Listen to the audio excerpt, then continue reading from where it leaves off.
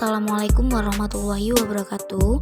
Saya Mita Agustina, Prodi Perbankan Syariah dari Universitas Islam Raden Ahmad. Di sini saya akan menjelaskan tentang PNM Bank Mekar guna memenuhi tugas UAS Ushul Fiqh menggunakan metode ijma'. Pertama-tama saya akan menjelaskan tentang pengertian PNM Bank Mekar, ijma', hutang riba, hukum riba, dan yang terakhir kesimpulan. PNM Mekar merupakan layanan pinjaman modal untuk perempuan prasejahtera pelaku UMKM yang diluncurkan pada 2015. Pada dasarnya, nasabah PNM Mekar memiliki pengetahuan dan keterampilan dalam berusaha. Namun, terbatasnya akses pembiayaan modal kerja menyebabkan keterampilan berusaha mereka kurang termanfaatkan. Beberapa alasan keterbatasan akses tersebut meliputi kendala formalitas, skala usaha, dan ketiadaan anggunan.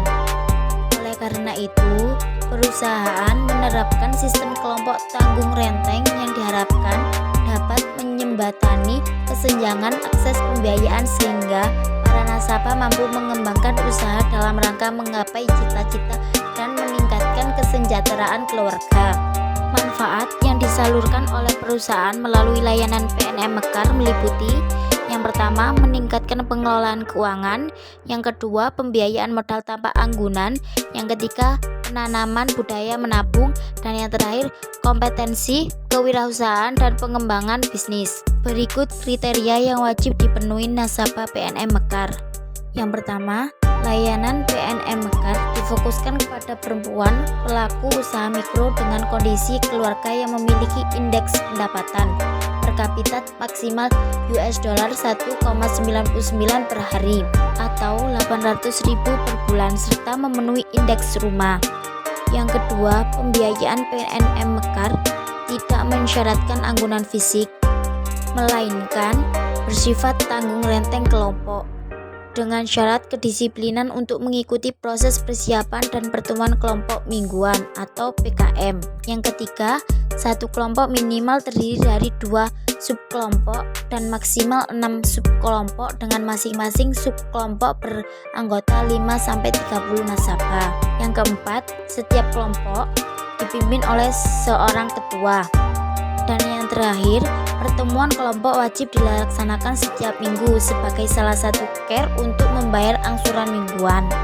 Selanjutnya, pengertian ijma'. Ijma' adalah kesepakatan para ulama dalam menentukan suatu hal hukum dalam agama berdasarkan Al-Quran dan hadis dalam suatu perkara yang terjadi.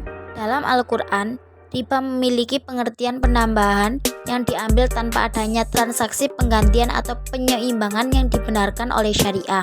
Sedangkan secara syariat, riba adalah tambahan pada hal-hal tertentu dan tambahan atas nilai pokok hutang sebagai imbalan dari tambahan batas waktu secara mutlak.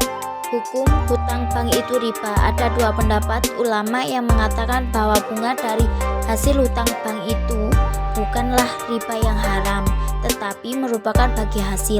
Meskipun bagi hasil sudah ditentukan nilainya di awal, hal itu sah-sah saja karena sudah saling menyetujui persyaratan yang telah disepakati oleh kedua belah pihak.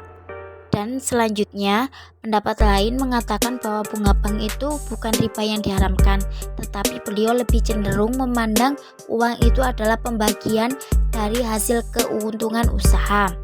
Sekian, terima kasih. Mohon maaf bila ada salah kata.